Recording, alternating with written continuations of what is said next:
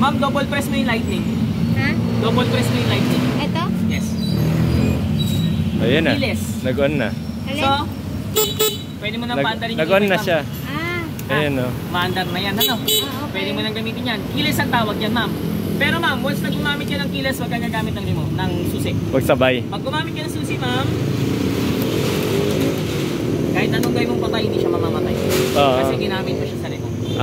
So kaya yun po yung sinasabi ko sa inyo kaninang separated po siya. Buti mo yan, hindi mamamatay. Unless mo papatay mo sa remote, ma'am, yung unlock. Alsan, ito. Yes, one press na po. Yan, patay na yan. Okay? Ano naman to? Nasa palengke ka, ma'am. Iniwan mo, walang gwardiya. Pindutin mo ma'am yung lock side. Pag may gumalaw niyan, ma'am, mag-alarm yan. Okay. Ayan yung anti-theft. So yung e-bike ko, ma'am, maglalak yung gulong. So kaya yan, bitawan natin. Maglalak na yan. So pag i-testing niya ulit, alarm pa rin yan. Kada may gagalaw po, mag-a-alarm si Tapos maglalak yung ano. maglalak yan sir, kahit anong gawin. Pipindutin ko lang itong lock. Yes. Ngayon po, pagpapatay mo yung alarm, yung unlock po. Yan. Advice lang po ha, sa alarm po natin, hindi mo naman po siya pwedeng laging gamitin. Kasi magkukonsume po siya ng battery. Okay? Pero mahaano lang naman po yan, mapapal. Consume niya. Pero sir, the more na ginagamit mo kasi yung alarm, the more na nag-a-alarm siya, nagbabawas siya ng battery. Ayun po yun na. Kaya gamitin nyo lang po siya pagka pinark mo sa, for example, SM. Sa SM kahit hindi ka na mag-park kasi may gwardiya. Palengke. Mag-alarm ka. Para kahit anong gawin nila dyan, mag-usok nila dyan, hindi ka mausok dyan. Lock mo dito, lock mo doon, naka-alarm ka pa. So pag may gumalaw po dyan, mag-alarm siya. Kaya pag magpa-park po kayo, mas maganda baba nyo po yung nakapal. Para ma-secure po mismo lahat. Hindi mapasukan ng pusa, ng aso, hindi maihiyan yung unit nyo. Ayun lang ma'am. May question po? Wala. Yung bell pala ma'am is ito. para lang makita mo yung unit. For example ma'am, dalawa kayo red. Wala kang pala dadaan pa. Hindi mo patandaan talaga kasi same na same. Walang pinagbago. Pindutin mo lang yan ma'am para malaman mo kung nasa yung unit. Yun lang. Para lang ma'am makita mo lang. Finding lang yan. Pampatay niya yung unlock din. Ma'am, ang komandong tatlo, pampatay lagi si unlock. Ma'am, question. Ano gagawin mo? Pindutin mo ma'am pag nag-alarm ka? Alarm? Ito. Ay, asan na ba yun? Wait lang. Ayun yung nakakatuwa pag nagde-demo ko eh. Alarm, ito. Tandaan eh. Ito. Ay, hindi. Wait lang. Pag magpapark ka, mag-a-alarm Mag-iwan ka. mo yung e-bike mo. Ito. Yan. One time lang ma'am ha. Pag magkikilos ka ma'am, ano pipindutin mo? Magkikilos ka. Ito. Okay. Two press po. Para magbuksan yun. Para magbukas. Okay. Ang command ma'am ng keyless at ng alarm is si unlock. Okay? Unlock. Yan. Ma'am, once na nalimutan mo, napindot mo yung alarm. Tapos sinusi mo. Hindi mo naalala ma'am ha, na nag-alarm ka. Pero sinusi mo siya. Hindi ka mapapaandar niyan. Kaya kasi unless papatayin mo yung alarm. Kasi nakalock siya. Yan. So yan, pwede mo na siya. Once na ma'am yan, naka-alarm. Sinusi mo to. Ma'am, kahit anong andar mo dyan, hindi mo mapapaandar yan. Yes, yun yung kagandahan dyan. Kaya pag nilock mo yung e-bike mo at may tumesting nagsundot ng susi, nabuksan niya yan, pero nag-alarm, hindi niya mapapaandar yan. Unless mag-alarm. Yan. Mapatay niya man yung alarm, mamatay man yung alarm, pag napindot niya ulit, wala na. Tuloy-tuloy yung alarming niya. Okay po? So pwedeng gamitin ito or pwedeng ayan din na Sige, yes. Okay. Duplicate lang yata yung... Duplicate naman po yun. Okay. Next. Tire naman po. Hangin ng gulong po sa likod 30, 25 sa harap. 30 sa likod. 30, 25. Pwede 25 sa harap. Next po. Okay. Halimbawa sir ma'am, nag-charge kayo. Nag-run out. Gagamitin mo yung e-bike. Pagbalik mo,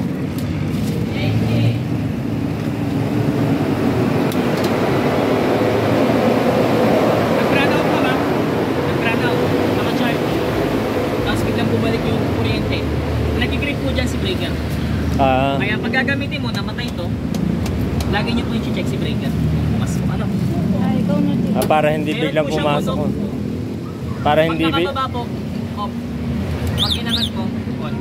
Para hindi bigla pumasok yung kuryente na ano. Yes sir, siya yung nag-clip, siya yung sumasalo. Same sa bahay ko, yan ano. Ayan. Basta once na wala po kayo ng power dito, si breaker po yung check niyo. Para na may maintenance po natin. Hindi kayo nahihirapan na lang. Kuya, tawag ka sa maintenance. Kuya, bakit pa power? Lagi niyo po check si breaker. Once na nawalan po kayo ng power, ha? And then, ang ano po natin, ang maintenance natin, every 3 months po yung change po yun. Sa change Every 3 months ang change. In case po na kailangan niyo po ng assistance. Pagdating po sa welding, mga halimbawa na anuhan kayo ng welding, pwede po kayo tumawag sa amin para sa assistance. Kung halimbawa naman po, kaya niyo naman po yung welding. Halimbawa sir, naputulan ng bakal, welding ko, pwede kayo tumawag sa amin. Ngayon, pag nasabi niyo naman po kaya niyo naman, alam mo yung gagawin, ang papatayin lang po natin yung breaker. Wala na.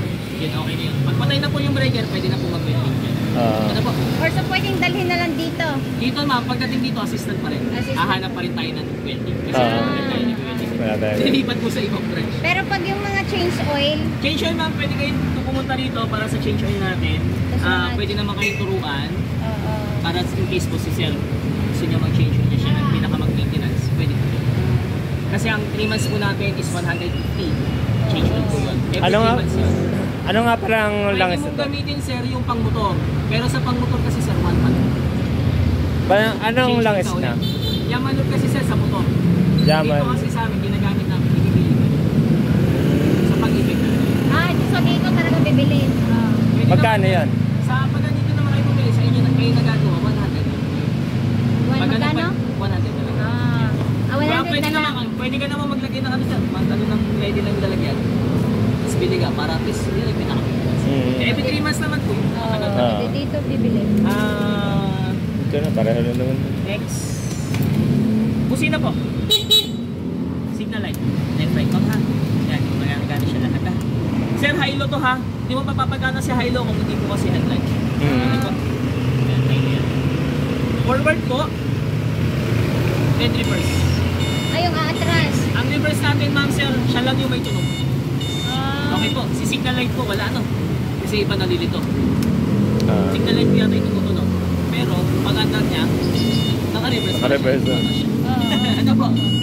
At least, wala po talaga tunog yung ating signal light. Si reverse lang po yung at least alam mo pa atras ka. And then dito sir ma'am, yung 1, 2, 3 speed natin, ito na po yung napaliwanag ko sa inyo kanina. Ano? Dito po tayo gagamit ng titipid ng body nito. Pwede pa lagi. Yes po, siya po talaga ano. Lock sensor. Lock sensor po, Lock sensor. siya naman yung lagi mong ilalak para sa neutral. Para hindi tumanda. Okay po. Ayan. Pag pinitawan mo yan, release mo yan, trinodal mo to, andal yan. Okay po. Sir, ito yung delay. Sinasabi ko kanina. Same. Pag trinodal mo siya, once mo yung total sir ha, hindi agad umanda. Ayun yung smooth. Unlike nang meron siyang kabig, nausog mo na to, wala na siya. Pero main brake po. Main brake po natin is foot brake. Yan lang lagi. Yes, foot brake ma'am, main brake ha.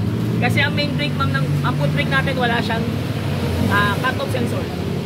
So, ayan, umanda siya. Kahit naka-foot brake ako. So, kaya kailangan siyang i-main. Ngayon po, kung paakyat ka ma'am, foot brake ka talaga.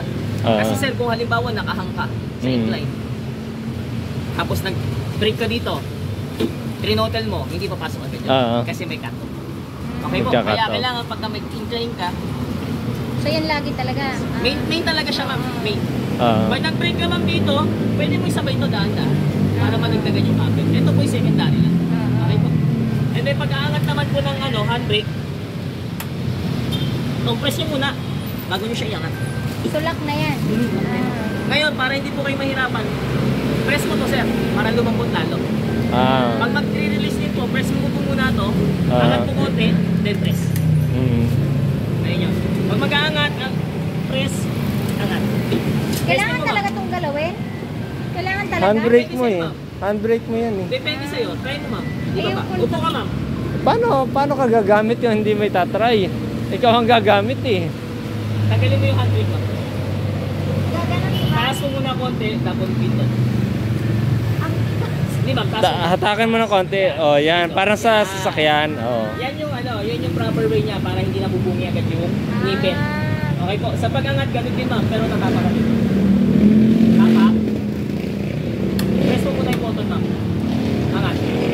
Tapos bitaw. Okay, angat mo pa ma'am. Kulang pa? Opo, kailangan mararamdaman mag-lock. Bitaw mo muna yung bagong bitawan yung handbrake. Bitaw mo muna yung button. Yan. Tapos lock na. Lock na yun ma'am. Anak na yun? Yan. Okay. Ayun. Lock na yun. Ganyan yung tama ma'am ha. Yun yung proper way niya. Para hindi na naiwasan natin mabungi agad yung ngipin ng handbrake. Ano po? Electric fan po. Fan po. Aantar yan pag naion na to. Pwede niyo po siya pumayin. May sarili siyang switch. Okay. Yung white button po, yan yung pag-ikot. Ay, Yan. gano'n nalilito ako. Ano yung pag nag-park? Hindi, halimbawa pag nagkatid ako sa school, bababa lang naman sa gate. Ano gagawin? Edi, pindutin mo na na yan. Yan na. Pagsabay mo. Pagsabay Kasi kung yung pinag-parkingan mo, naka-incline, bababa yan kahit ito pindutin mo. Kasi yun yung parking gate natin. Okay po? Pag natin sabay ito. Yes. Kaya nga, diba? Hindi nakakapangan. Kahit nangat ko na lang, basta malaman mo mag-lock. Pero pag inangat mo, bitawan mo muna yung button bago mo bitawan yung handbrake. Hindi nga, ulit nga. Sige ma'am, press mo. Preno. Preno. Oh, hata. Pindot yung button. Yan, Bitaw. Baba. Baba. Baba mo. Hindi, baba mo muna. Kulang pa. Huwag mong bibitawan yung button. Hanggang sa matodong mo. Angat ko. Hindi naman, baba mo na lang. Pindutin mo na lang yung button. Malapot na yun. Baba. Todo mo lang. Yan. Yan. Ah, andar na yan. Naka-release na yan. Release yan. Ready to go yan. Pero Pag nakapark ka, angat mo yun. hindi naapakan. Long press mo yun. Para malambot. Oh, kasi matigas pagka ano. Angat. Sige ma'am. Button. Angat. Sige ma'am. Pindutin mo yung button. Pindutin yung Kaya button kita mo, para hindi narinig mo yung tumutunog. ngipin. Oh. Mag-ano yan sir, mapapabilis yung bungi. So kaya pag ginano mo, minsan hindi nakakapit.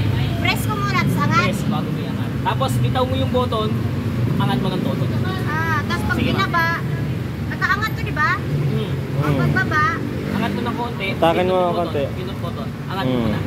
Bitaw mo yung button. Sige ma'am. Pag narinig yan. Narinig mo na tumunog okay na yun. Bitaw mo na. Handbrake na yan. okay. Nalilito. Kasi pag ang ginawa mo dyan sir, lagi mong ginaganon. Yung hindi mo pindot yung button. Ah. Pag ginanon mo yon, yung panel gumaganon sa kabilang panel. So pag hindi sinon, mabilis magbubungin. Mabilis mo papalitan yung handbrake. Sa kotse kasi ganun eh. Oh, sa kotse kasi yan. Pero ang proper way dapat pinipindot. Oh. Pagpatag pwede na to. Pwede naman po. Pwede yan ma'am. Tapos patay mo yung susunod. Ganyan.